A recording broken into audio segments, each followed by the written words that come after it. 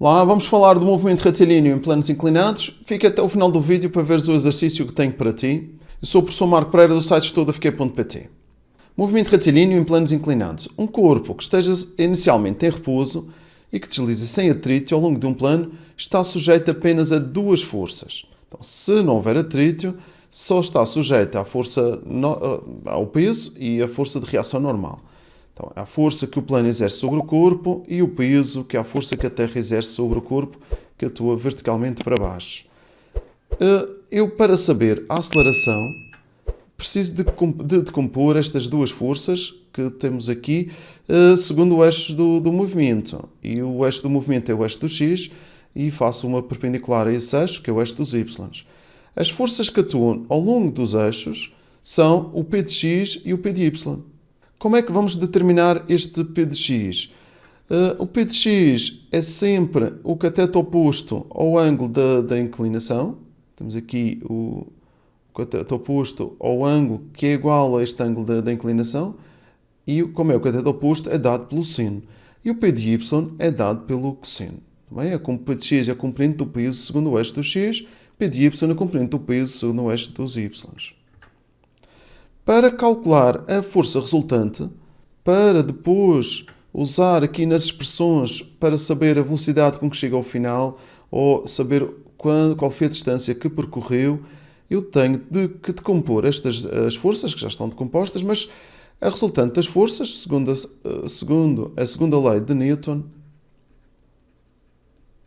eu tenho que indicar todas as forças que existem, porque a segunda lei diz que a resultante de todas as forças, ou a força resultante, é igual à massa vezes a aceleração.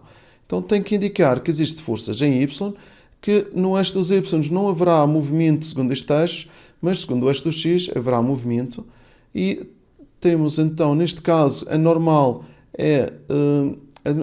vou considerar positivo para cima e aqui um referencial aqui positivo para cima e positivo para baixo no eixo do x.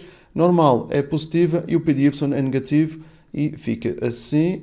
E o P de x é a única força que atua, porque estamos sem atrito, e ficamos com uma expressão, substituindo o P de x, cortando as massas, ficamos com a expressão que a aceleração apenas depende da inclinação e é a gravidade vezes o seno da inclinação.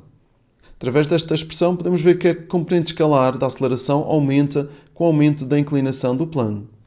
No limite, se eu tiver assim um plano em que o ângulo seja 90 graus, o seno de 90 é igual a 1, então aqui o corpo irá cair com uma aceleração de 10, porque G é igual a 10 metros por segundo ao quadrado. Pronto, é só para ver que quanto maior esta inclinação, maior é a aceleração. Depois vamos substituir esta aceleração na equação das posições ou na equação da velocidade para saber o que nós precisamos no exercício. Se houver atrito, fazemos também da mesma forma, mas só que aqui haverá uma força de atrito, numa força resultante força resultante de x, e temos então aqui P de x menos a força de atrito e fica uma coisa assim.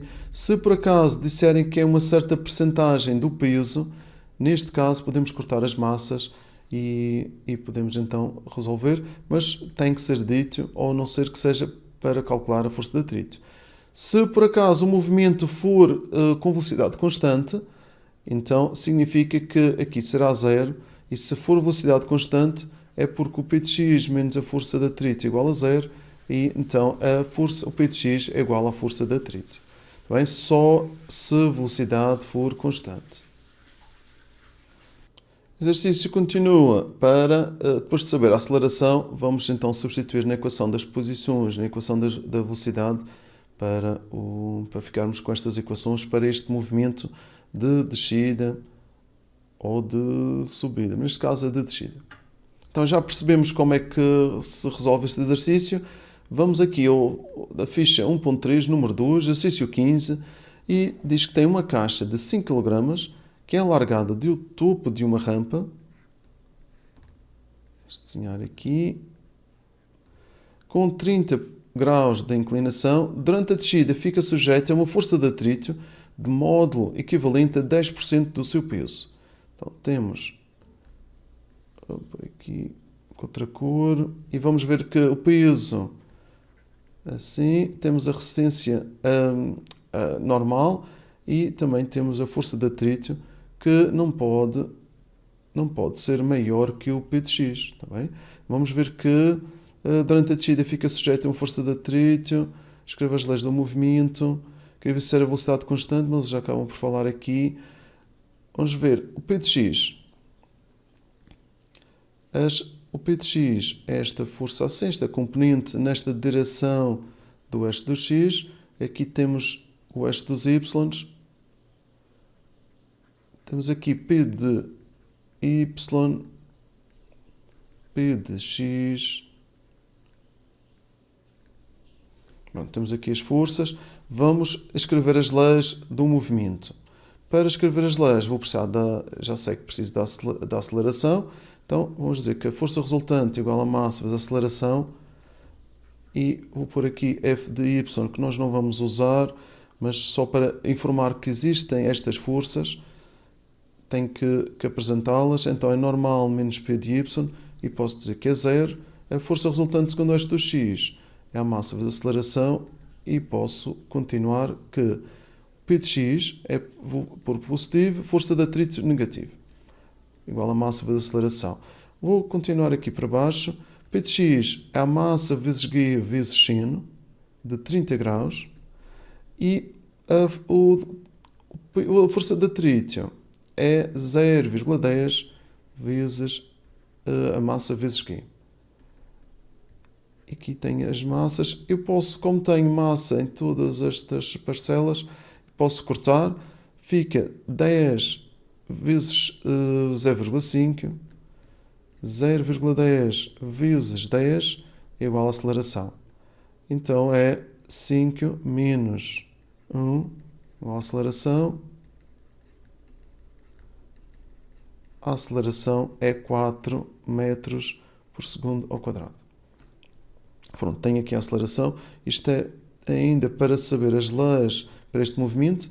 Nós temos que considerar neste movimento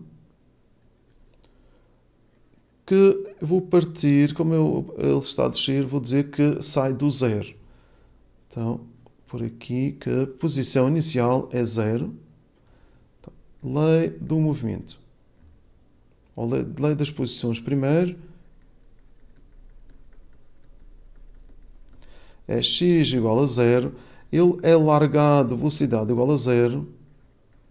E aqui temos um meio de 4. Já é por 2.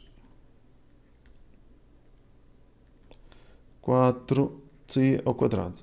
Então, x igual a 2t ao quadrado. E colocamos assim, como eles estão a pedir as equações, colocamos que em sistema transicional.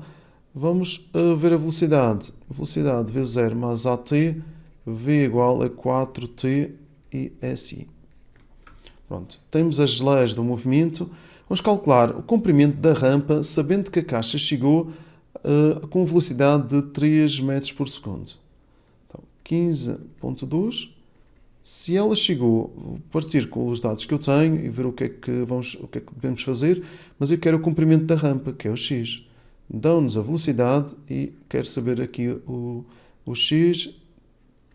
4t, 3,0, 4t é 3,0 a dividir por 4 e é 0,75 segundos.